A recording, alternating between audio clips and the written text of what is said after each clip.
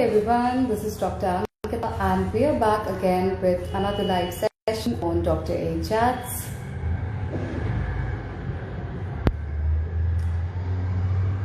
So today we have with us a very special guest, Dr. Vaidehi Joshi, who's a consulting homeopath, and she also has a special interest in child health. But today we are going to talk about something known as joint complaints or joint conditions. So we'll especially be discussing today about what's the role of homeopathy in joint problems or joint issues, and for that we have Dr. Vaidehi with us. So without wasting any more time, let's have Dr. Vaidehi with us on session.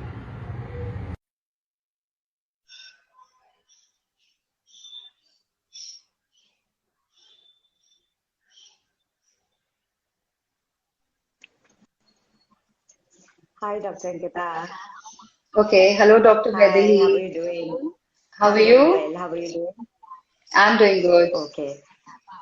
Okay, great. So welcome to the live session on Dr. A Chats. And today, like I shared with the viewers also, that we'll be talking about joint health specifically, and especially the role of homeopathy in that. So let me just start with that. You also are aware that, we are very much complaining about joint issues some way or the other, or we hear through our by ones that somebody is having some joint complaint or joint issue.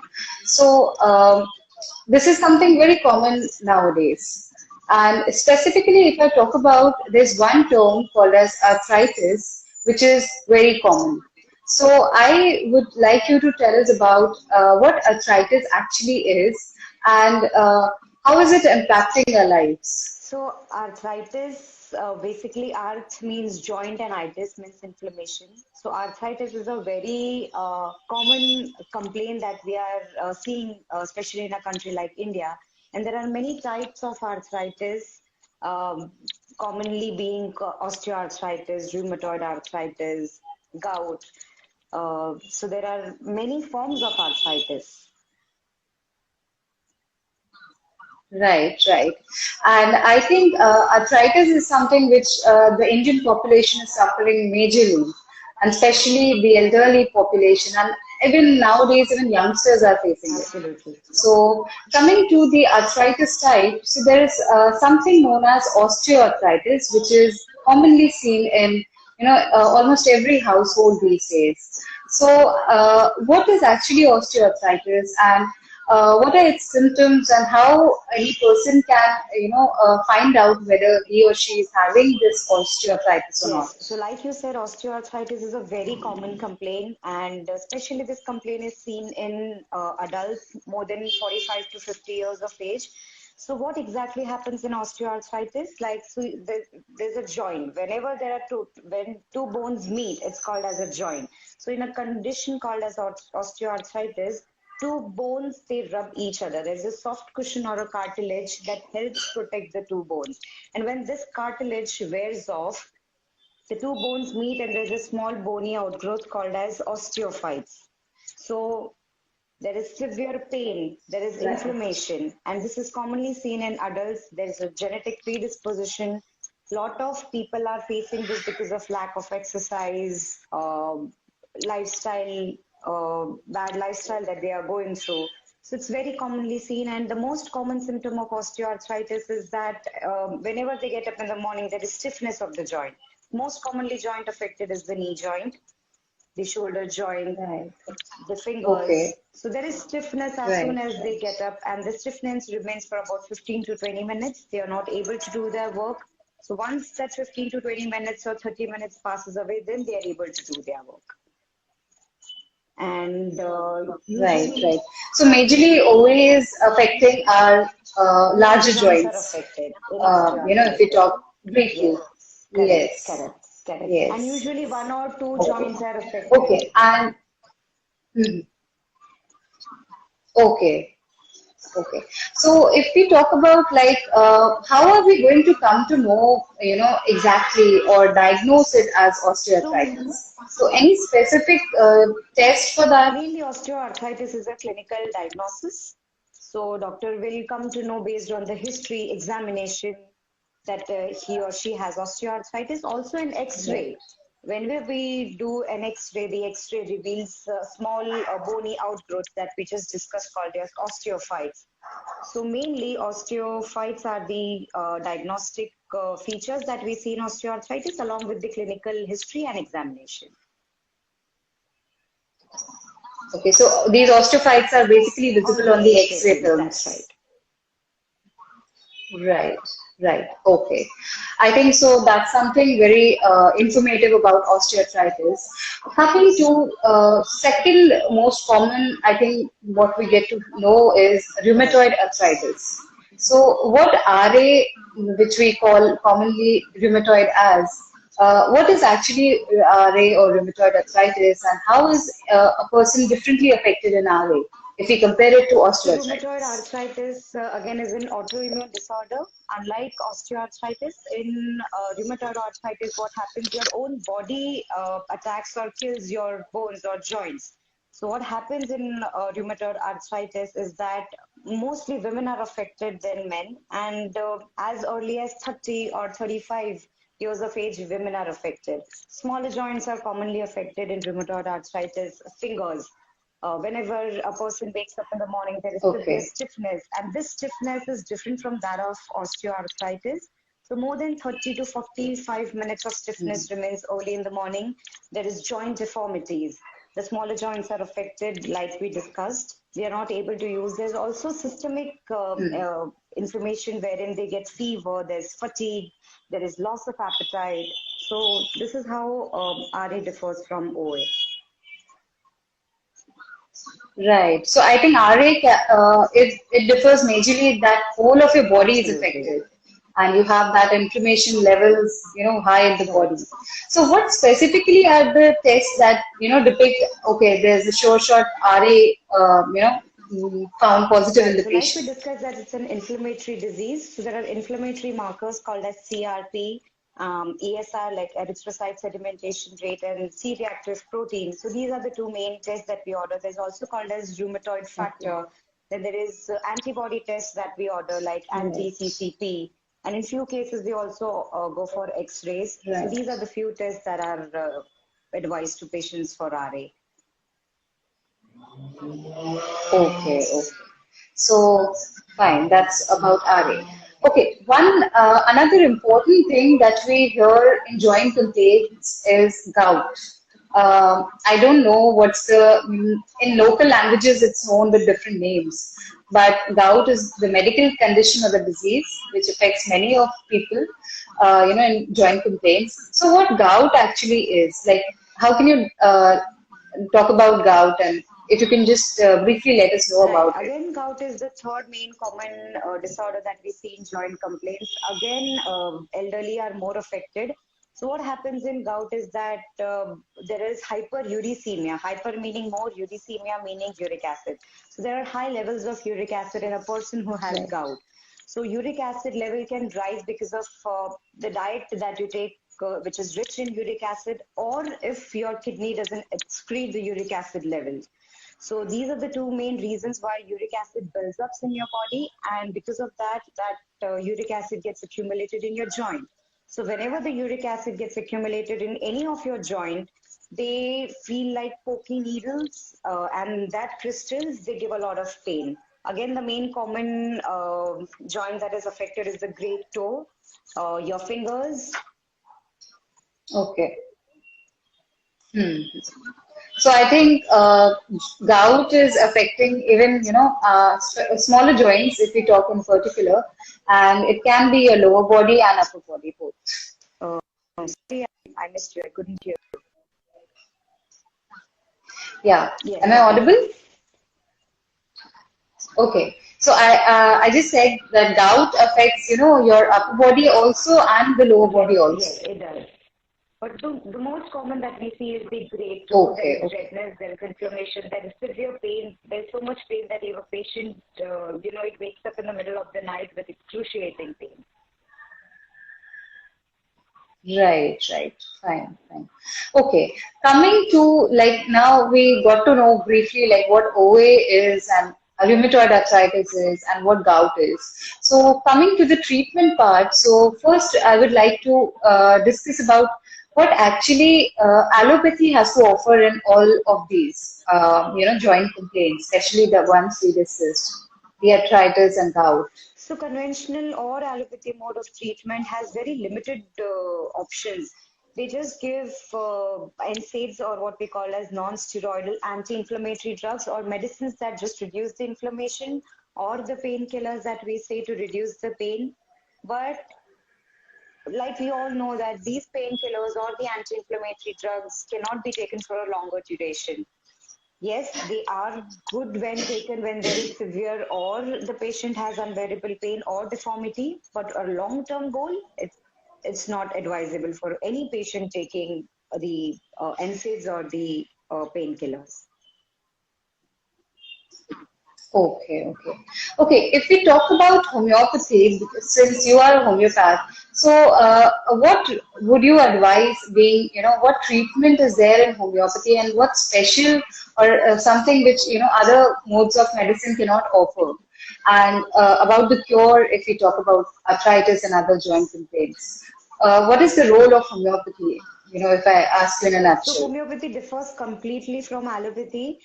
In homeopathy, there is an approach called as holistic approach. So if you have a joint complaint, if you have a finger swelling or a toe pain or anything, so we will not just consider that joint complaint or that toe pain or that finger pain. We will consider you whole as a person.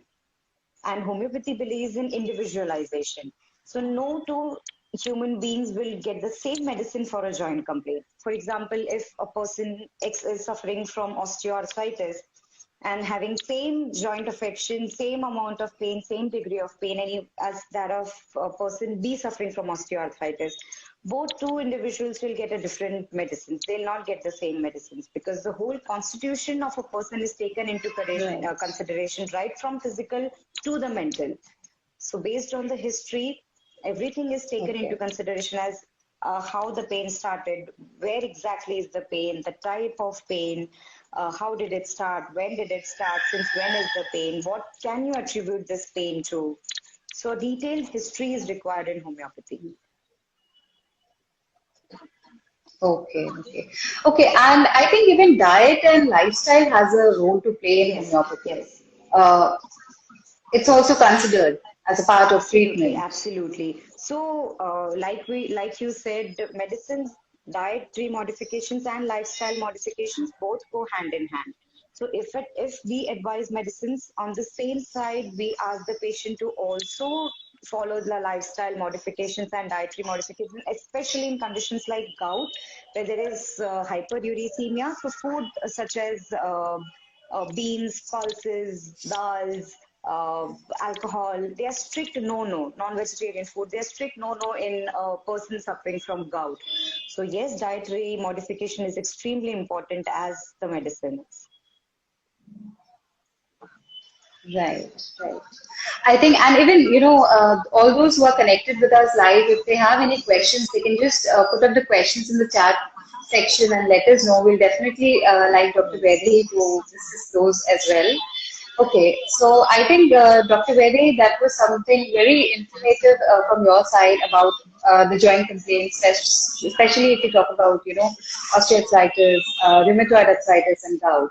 Okay, so the next thing, I have certain myths, from the patient side, and these are very common in our day-to-day lives, and I'll just let you know what all they are and whether it's actually true or not. So let's have the common myths that are there in people's minds when it comes to joint complaints. So the very first myth is that arthritis is an old age disease, and children, teenagers, and youngsters, they cannot get No, arthritis. it's not true. So Yeah, it's a myth. yeah, it Now, is. It is because there's a condition okay, called as juvenile idiopathic arthritis, wherein a child as old as 5 or 6 year old may get this complaint of arthritis. So no, it's not true. Even children are likely to develop arthritis, and especially if they have a genetic predisposition. okay, okay. Right, right. Okay. Another common myth is that arthritis is inevitable, as you age, and there is nothing that you can do about it. No, not true.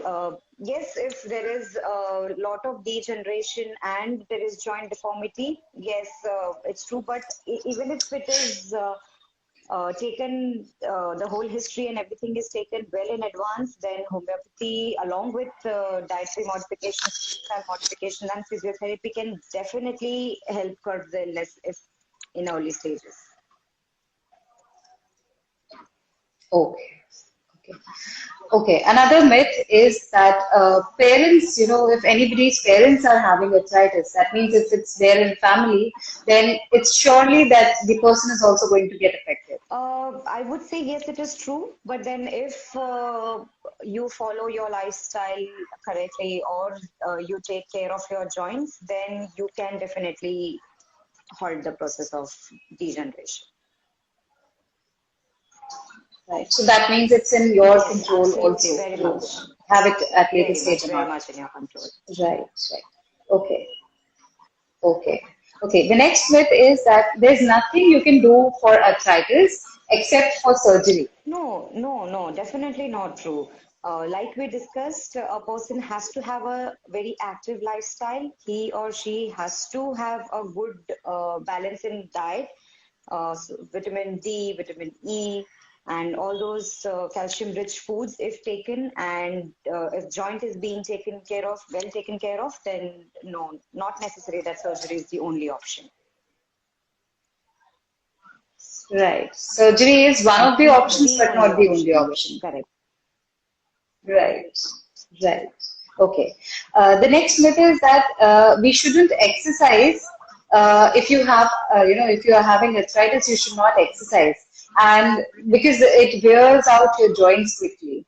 How true is that? No, definitely not true. I think even to my patients who are elderly, who have osteoarthritis, if they're 55 to 60 years of age, I do ask them to bare minimum walk for 30 to 40 minutes a day, because it's not true that, that exercises may help in, further progress of disease. No. Mild form of exercises, yes, definitely indicated in people, person having OA. So every day in the morning, especially if they go and get their daily dose of exercises, yes, it is advisable. Right. The lifestyle part actually has a lot Lot of of. impact, when it comes to Yes, arthritis yes, and joint very much. problems. Right. Okay. Another very common myth is we crack our knuckles and it causes arthritis. So I think people with fidgeting issues, they do that. Yeah. So how true is it that you crack your knuckles and you might get arthritis later No, on? that's not true. So what exactly happens that the bubbles get trapped into a fluid called as synovium, and when that bubbles pop up, when they burst, when the air bursts, so that is when the cracking sound comes. So no, it's not true that if you crack your no, that's not true. Okay. Okay. I think now most of them who do that, so they'll not be scary of cracking Yeah. their knuckles. Okay. Another myth is that arthritis is not a serious health problem, so it's okay, you can manage it. Uh, How no, true I is would it? say it's untrue because a lot of people, like we discussed in India, are prone to or do have osteoarthritis or rheumatoid arthritis, and they are quite disabled, because of which they are not able to do function on their own. So I would say this is a very serious disorder and should be taken very seriously. If the doctor or the patient picks it up well in an early stages, there are chances of reversal and the patient's quality of life improves. So that is what our main aim is, to improve the quality of life. So it has to be taken very seriously. Right. Right. So I think proper information and awareness is very Very much. important. That how serious the disease is and how much it can affect your quality of life. Absolutely. Right. Okay. One more myth related to gout that we have is that women are not affected by gout. So is it true? No, absolutely not true. Women and men both are equally prone to get gout. It's a big myth that women don't get gout. No, not true. Okay. And another one related to gout only is that, the gout pain always hampers your great toe or big toe. So it's only located to the big No, toe. other joints are always affected. Yes, gout has affinity to affect great toe, but not necessarily that only great toe is affected. Other common smaller joints like finger joints are very much affected. Okay, okay. So I think we are done with the myths, and so that was a very informative session from Dr. Vedahi. And thank you, Doctor, for joining us today for live and spending your precious time with us, informating us, all of I'd us also today. like to add on to like most of my patients who are on homeopathy treatment, I definitely advise them physiotherapy. You are an expert, so I'm sure you very well know how physiotherapy plays a very important role in joint complaints. Right. Right. So even physiotherapy, is on the basis of lifestyle modification and exercise therapy. And we do have electrotherapy in it as well. So I think that is something which is not going to create long-term side effects for the patient. And of course, the patient will not be dependent on any kind of drugs or medicines for the longer time. Correct. So I think even physiotherapy works on the lines of longer rehabilitative treatment, Absolutely. and people or patients definitely can go for physiotherapy treatment and homeopathy treatment, like you told us. So thank you, Dr. Vedahi, for joining us today. No problem. And it was really nice and informative session for all of us. I'm sure everybody might have got to know certain new things, and especially the myths part that we Yes, discussed yes. today. I'm glad. I hope this session helped each and everybody. And if there are any further Right, right. queries, they So can thank you DM all for us. joining us. If there are any further queries, they can DM us. Yes, definitely. Right, right. So all those who have any questions for Dr. Vedi, you can DM us directly, and we'll definitely reach you with your solutions. So as of now, we'll end up this session, and thank you everybody for joining in. Thank you, Dr. Vedi, Thank too. you. Thank you. Yes. All right. Okay. Take Take care. care, everyone. Stay fit, stay healthy, and stay informed. Bye. Bye bye.